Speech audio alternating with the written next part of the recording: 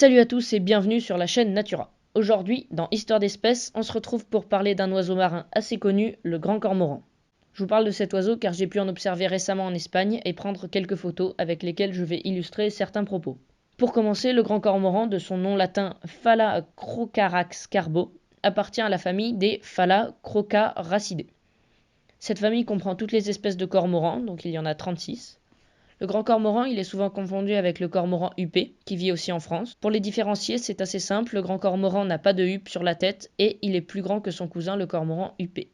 Le grand cormoran est une espèce assez commune en France et dans le monde. En effet, il est présent sur tous les continents sauf l'Antarctique. Selon l'UICN, il y a environ 1,6 million de grands cormorans dans le monde. En France, le cormoran ne niche que dans le nord-ouest, mais peut hiverner presque partout. Sur cette carte, on voit la présence de grands cormorans toute l'année en vert, seulement l'été en jaune et seulement l'hiver en bleu.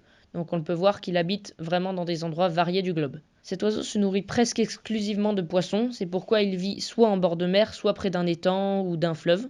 Les poissons qu'il mange font principalement autour des 20 cm, mais il peut aussi attraper de plus gros poissons frôlant les 2 kg. Il attrape ses proies en plongeant, donc il peut aller jusqu'à 9 mètres de profondeur. On va voir à présent comment se passe la reproduction du cormoran. Donc il se reproduit d'avril à juin dans l'hémisphère nord. Le couple de cormorans construit un nid fait d'algues ou de branchages en fonction de l'endroit où il vit.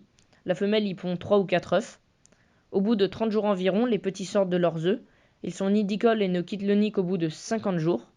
Au bout de 12 semaines, les petits sont indépendants, mais par contre ils vont devoir attendre 4 à 5 ans pour pouvoir se reproduire et surtout pour devenir tout noirs comme leurs parents. Et oui, l'individu que j'ai pris en photo est en fait un juvénile.